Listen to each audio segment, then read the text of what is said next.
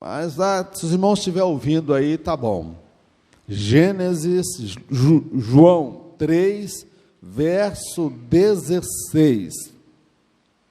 Porque Deus amou o mundo de tal maneira que deu o seu Filho unigênito, para que todo aquele que nele crê não pereça, mas tenha a vida eterna.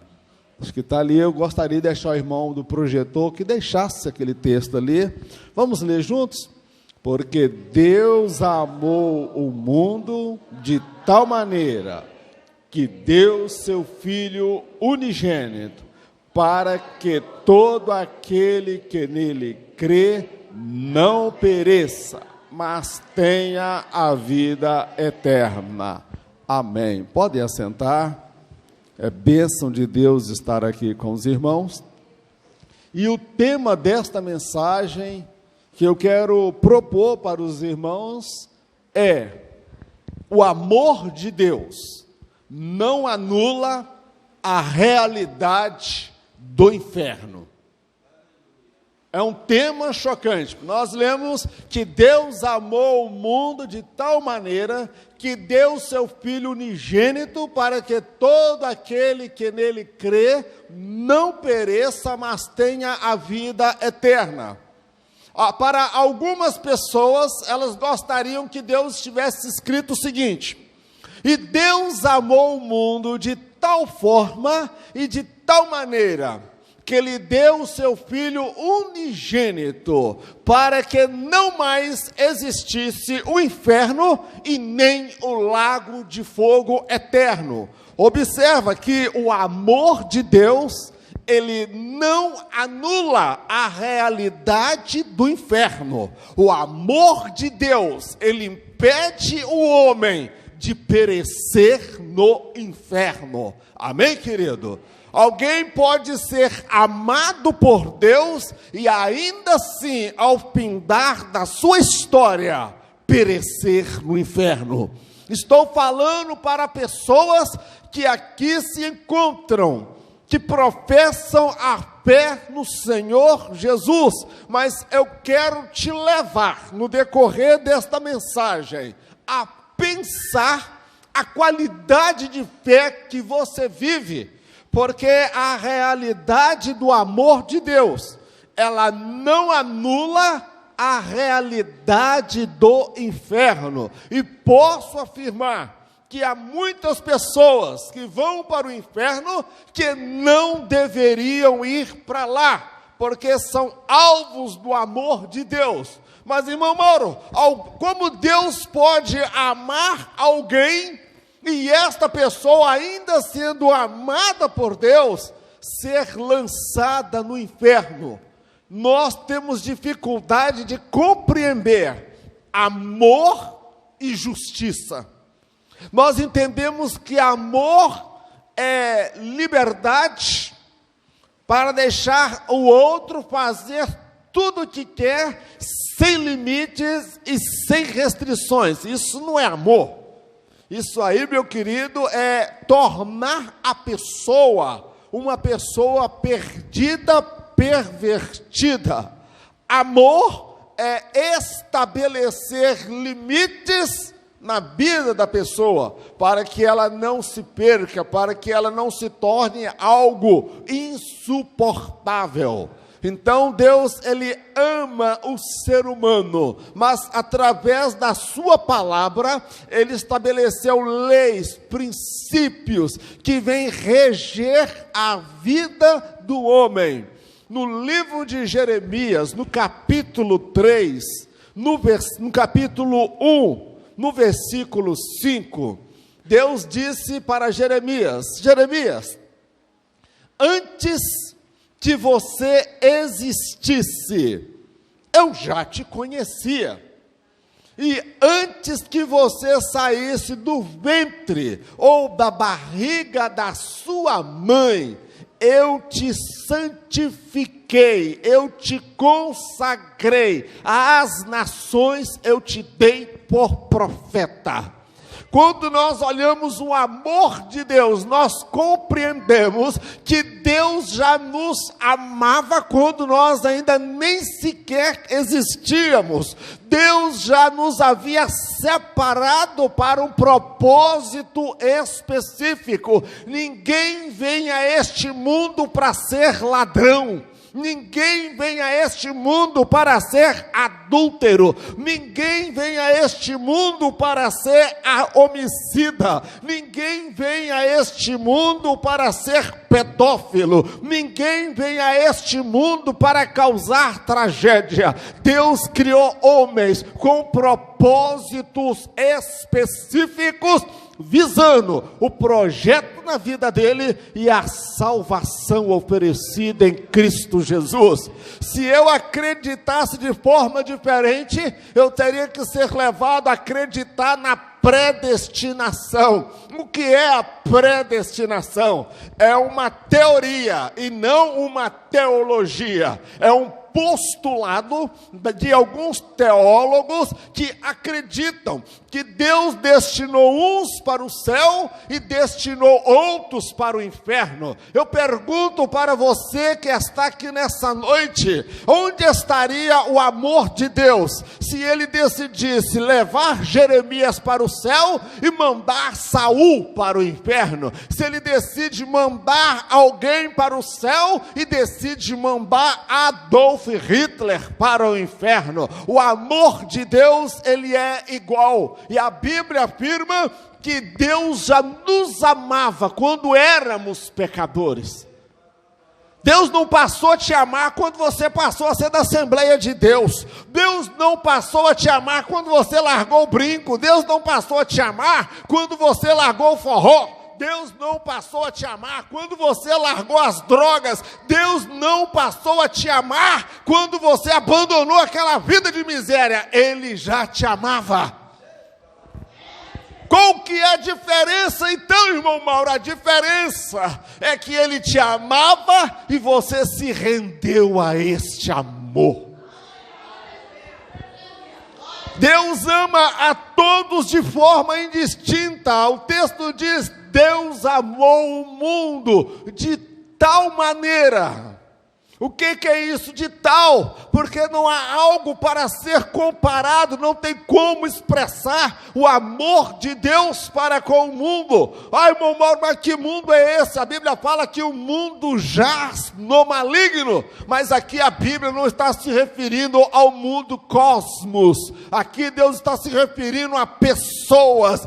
Deus amou o ladrão, Deus amou a prostituta, Deus amou o feiticeiro, Deus amou o homossexual, Deus amou o ladrão, a prostituta, o homicida, o traficante. Deus amou o mundo de tal maneira que Ele deu o seu Filho.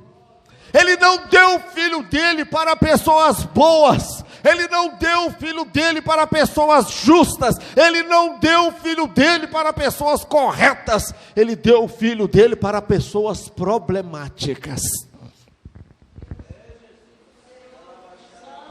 Vamos prosseguir. Algumas coisas eu anotei sobre o amor de Deus. Ele é muito maior do que possamos pensar. Irmão Mauro, com que nós podemos comparar o amor de Deus? Eu não posso comparar o amor de Deus com o amor de mãe, que é o amor que talvez mais se aproxima, mas a mãe que age como pior do que cachorro. Tem mãe que não cuida, tem mãe que não ama, tem mãe que não dá carinho, tem mãe que não dá atenção, tem mãe que mata no útero, tem mãe que comete aborto. Mas por isso que a Bíblia afirma: pode acaso a mãe abandonar ou esquecer o filho que gerou? Ainda que exista tal mulher, eu nunca te abandonarei e te desampararei. Aleluia. Pode o teu pai, a tua mãe, o teu marido, a tua família, os teus te desampararem, você achar que você está sozinho, mas Deus, Ele nunca irá te abandonar. Não há nada no universo que se possa comparar ao amor de Deus. Vamos pegar o Pico Everest, que é tido como o maior pico, o ponto mais alto do planeta Terra. O amor de Deus é muito maior do que o Pico Everest. O amor de Deus é maior do que a Cordilheira dos Andes. O amor de Deus é maior do que os oceanos todos juntos. O amor de Deus é muito maior do que o planeta Terra. O amor de Deus é muito maior do que a Via Láctea, o nosso sistema solar. O amor de Deus, ele é muito maior do que o universo. A Bíblia fala que uma alma vale mais que o mundo inteiro. O amor de Deus, ele não é compreensível. Nós não temos algo para comparar com o amor de Deus. Foge a nossa capacidade de comparar.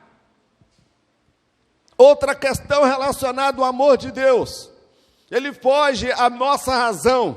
Nossa mente é limitada por demais para compreender o amor de Deus para com nossas vidas.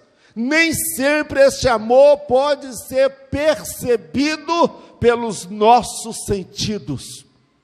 Amor nós associamos à emoção, algo que está envolvido às vezes com o toque, com o carinho. E o amor de Deus nem sempre ele pode ser percebido pelos nossos sentidos: audição, visão, paladar, tato. Nós não, os 5 sentidos, nós não sempre podemos perceber. Há momentos na nossa vida que a gente acha que Deus nos abandonou. Como diz Jó, ele achou que Deus o havia abandonado. Deus havia se esquecido dele. Davi, em vários dos seus salmos, ele fala sobre a angústia, a tristeza que ele sentia na alma. Em certo momento ele escreve: socorro bem presente é o nosso Deus, refúgio na hora da angústia, fortaleza. Tem momento na hora da angústia que a gente não consegue sentir o amor de Deus. Tem hora que há um vazio, um silêncio. A gente ora e parece que a oração não sobe. Nós queremos falar com Deus e parece que Deus está distante de nós, parece que o mundo está contra nós, nós estamos sozinhos, um grito no fundo da nossa alma. Mas eu quero te dizer, ainda que você não consiga sentir, esse Deus, ele te ama, e deu o Filho dele para morrer por você, lá na cruz do Calvário. Amor aqui não é sentimento, amor aqui é escolha. Deus escolheu te amar. Deus escolheu amar você, independente de você merecê-lo ou não. Amém, meu querido? Outra coisa relacionada ao amor de Deus. O amor de Deus envolve compromisso assumido. É aqui que começa o problema. O amor de Deus não é leviano. O amor de Deus não é conivente com coisas imorais. O amor de Deus não é conivente com o pecado. O amor de Deus não é liberdade para fazer aquilo que pode, eu acredito e desejo fazer. O amor de Deus, irmãos, é igual uma vacina. Ele só tem valor quando ele é aplicado. Você tem que experimentar. O amor de Deus, ele é como um antídoto para a doença chamada pecado, que conduz o homem para o inferno. Mas só tem uma coisa: você tem que passar pela vacina, você tem que sentir a dor, o amor de Deus entrando. Pois Jesus, ele diz: aquele que quiser vir após mim, negue-se a si mesmo, toma a sua cruz e me segue. O amor de Deus envolve comprometimento. Aí alguém pergunta, mas se Deus amou o mundo, por que há pessoas que vão para o inferno? Porque o amor de Deus não anula a realidade do inferno. O amor de Deus não é algo subjetivo, é algo real. O amor de Deus é algo para ser vivido no nosso dia a dia. O amor de Deus, ele faz parte das nossas escolhas, da nossa postura. Se nós vamos para a igreja, temos a postura, guardai os vossos pés, quando entrardes na casa do Senhor. Você escolhe se você vai entrar na casa de Deus, se você vai assentar, adorar, cultuar, ou se você vai mastigar chiclete, ficar no WhatsApp e andando no corredor da igreja. É uma escolha tua. Amor de Deus envolve comprometimento. Se não houver comprometimento, vira libertinagem. Os hippies, eles apregoavam paz e amor. Mas só que a paz e o amor que os hippies pregavam não era o amor de Deus, era sexo livre sem compromisso. Quero fazer amor com você, como diz aí nos filmes e nas novelas. Fazer amor, pera lá. Sexo fora do casamento é imoralidade. A Bíblia chama de adultério, perversão, fornicação, prostituição. Isso não é amor, isso é licenciosidade, isso é pornografia, é imoralidade. Amor verdadeiro é o amor que vem da parte de Deus. O amor de Deus envolve compromisso assumido. Porque olha o que diz o texto, porque Deus amou o mundo de tal maneira que deu seu Filho unigênito, para que todo aquele que nele crê não pereça. Olha o que o texto está dizendo, para que ele não pereça. A Bíblia não está dizendo que o amor de Deus anulou o inferno. A Bíblia não está dizendo que o amor de Deus anulou o juízo final. A Bíblia não está dizendo que o amor de Deus anulou o lago de fogo eterno. A Bíblia não está dizendo que não haverá trigo e joio dentro da casa de Deus. A Bíblia não está dizendo que não haverá o crente carnal e o crente espiritual dentro da casa de Deus. A Bíblia está dizendo que aquele que de fato provou o amor de Deus, ele assume compromisso com este amor, para que ele não pereça e vá lançado no inferno e compareça perante o grande trono branco de Deus para ser julgado. Prosseguindo, a falsa aparência de amor. Alguns pensam que amor é liberdade para fazer tudo. Eu quero dizer para os amados irmãos, com toda a convicção, fundamentado na palavra de Deus, nem os anjos que andam com Deus, ou que andavam com Deus e que ainda permaneceram no seu estado de glória, têm uma dimensão exata de quem é Deus. Aí você deve estar falando, mas irmão, uma hora agora eu não entendi nada. Nem os anjos que habitam com Deus e os que habitavam com Deus tinham uma dimensão exata de quem Deus era, do seu poder e da sua glória. A Bíblia afirma que uma terça parte dos anjos, liderada por Lúcifer, intentou tomar o trono de Deus. Eles intentaram tomar o trono de Deus, porque eles acreditavam que juntos, com uma terça parte, aquela rebelião, eles iam arrancar Deus do trono e colocariam Lúcifer para ser adorado, para ser reverenciado, para ser cultuado. Amados, Lúcifer e uma terça parte dos anjos, eles conheciam o Deus de amor, o Deus da compaixão, o Deus do louvor, o Deus da adoração, mas eles desconheciam que um dos nomes do Senhor está lá no Salmos 46, o Senhor dos exércitos está conosco, e o Deus de Jacó é o nosso refúgio. Ninguém abusa do amor de Deus e sai ileso para contar a história. Ninguém zomba de Deus. Deus não é menino, Deus não é moleque. Para você viver uma vida de pecado, uma vida de orgia, uma vida voltada nos seus deleites, nos seus prazeres lá fora, e cantar aqui dentro da igreja. Os anjos acreditavam que podiam tomar o lugar de Deus. E quando eles intentaram, arquitetaram, a Bíblia não fala o dia, em que situação, mas a Bíblia fala que eles foram lançados para fora.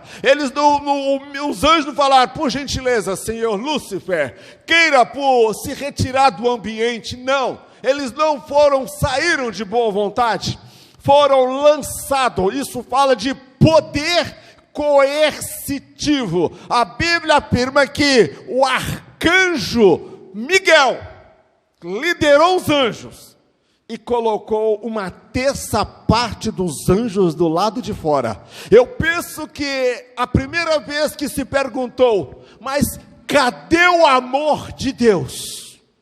Cadê a misericórdia? Foi nesse dia. Quando você vê alguém questionando, cadê o amor de Deus? Cadê a misericórdia? Lúcifer e os demônios e os anjos que foram lançados do céu foram os primeiros a questionar, porque eles achavam que Deus era somente amor, mas esqueceram, não sabiam que Deus também é fogo consumidor. Deus é justiça plena. A Bíblia fala que o lago de fogo foi preparado para o diabo e os seus anjos. É o que eu quero chamar a sua atenção nessa noite. Deus não criou o diabo, Deus criou Lúcifer.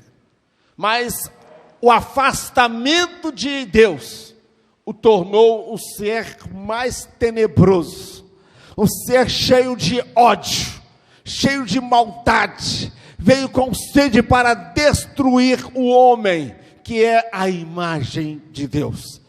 Deus não chamou um ladrão para ser tesoureiro no seu ministério. Jesus não chamou um ladrão. Jesus chamou um homem chamado Judas Iscariotes, homem de confiança, homem respeitado, mas que em dado momento se perdeu e se tornou um ladrão. Eu quero dizer, Deus te chamou para as boas obras. Não brinca com o amor de Deus, porque o mesmo Deus que leva para o céu, Ele não anulou a realidade do inferno. É por isso que ele fala das virgens loucas e das virgens prudentes. Essa palavra é para crente, não é para descrente. Ele fala do trigo e do joio, ambos crescem no mesmo ambiente, têm a mesma alimentação, têm a mesma oportunidade, mas revelam naturezas totalmente diferentes. Você está entendendo o que é o amor de Deus? O amor de Deus, Ele está sempre disposto a perdoar todos os pecados, confessados e abandonados. Mas, se andarmos na luz, como Ele na luz está, mantemos comunhão uns com os outros, e o sangue de Jesus Cristo, seu Filho, nos purifica de todo o pecado. O segredo não é ser perfeito, o segredo é confessar o seu pecado. O segredo é você rever a sua postura. O segredo não é você imitar ou fingir aquilo que você não é. O segredo, meu querido, é você reconhecer o amor de Deus e falar: Deus, eu sou um lixo. Me perdoa, tem misericórdia de mim. Eu errei, eu falhei, eu pequei, eu estou brincando com a tua palavra, eu estou brincando de ser crente. Eu quero vos lembrar que o mesmo Deus de amor é o mesmo Deus que mandou que uma terça parte dos anjos fosse lançado lá de fora. E eles estão aguardando o dia do juízo, em que eles serão lançados no lago de fogo eterno. Amém, amado? Outra coisa relacionada ao amor de Deus. O amor de Deus, a graça de Deus, irmãos, ou o amor de Deus, ele é abundante, mas não é infinito. Você sabia disso? A graça de Deus, que é o favor imerecido de Deus, ele é abundante, mas ele não é infinito. E tem gente que abusa da graça. Tem gente que pensa que a graça é a porta aberta para viver numa vida de imoralidade. No final, Deus perdoa mesmo, porque Deus é bonzinho, Deus é misericordioso. Mas eu quero te chamar a atenção, que o amor de Deus não é uma porta aberta para viver uma vida de hipocrisia. O amor de Deus não é uma porta aberta para viver uma vida de duplicidade. Na igreja você tem uma cara, lá fora você tem outra. Na igreja você canta, louva, mas você não adora, porque o verdadeiro adorador, ainda que ele seja ruim, desafinado igual eu, adora a Deus em casa, adora a Deus no trabalho, adora a Deus no casamento, adora a Deus na faculdade, ele adora a Deus em qualquer lugar, porque a adoração não se restringe a louvor, mas a postura com a qual assumimos perante a sociedade, perante o mundo lá fora. A graça de Deus, ela é abundante, mas ela não é infinita, ela tem limites. Se a graça de Deus ela fosse infinita, ninguém se perderia. Se a graça de Deus fosse infinita, Deus, me desculpe, Deus seria o maior mané da história, porque todo mundo ia fazer hora com a cara de Deus, porque no final Deus é bonzinho. É aquele pai, é aquela mãe que fala que vai corrigir o filho, que nunca usou uma vara para dar uma surra num filho. Você quer estragar o seu filho? Faça tudo o que ele deseja. Você quer estragar o seu filho? Quando a professora te chamar e falar que ele fez coisa errada, briga com a professora na frente do teu filho e apoia o teu filho quando ele estiver na mentira. Amanhã seu filho vira um bandido, um ladrão, traficante, mentiroso, arrogante, que não respeita a autoridade, não respeita pai, não respeita a mãe, não respeita a mulher, não respeita os mais velhos, não respeita ninguém. Vai ser um rapaz problemático, uma moça problemática na sociedade. É por isso que amor e justiça, elas estão intrínsecas em Deus. Deus é amor, mas também ele é fogo consumidor. Deus é misericordioso, mas ele também é justo, e é nisso que muitos tropeçam. O amor de Deus não anula a realidade do inferno para aquele que, embora sejam alvos do seu amor, persistem em viver na vida de pecado e miséria. Irmão, não adianta você falar que é alvo do amor de Deus se você decide viver numa vida de miséria, se você decide viver numa vida de pecado. Uma coisa é fraqueza. Paulo dizia, olha, o bem que eu quero fazer eu não faço, mas o mal que eu não quero, este eu acabo fazendo. Paulo fala de uma batalha entre o homem espiritual e o homem carnal, aquela luta interna, porque o espírito luta contra a carne luta contra o espírito. Aquela batalha, ela corre dentro de nós. Agora o problema é quando só o carnal é que manda e o homem espiritual está apagado. Tem muita gente que na casa de Deus, ele é um carnal.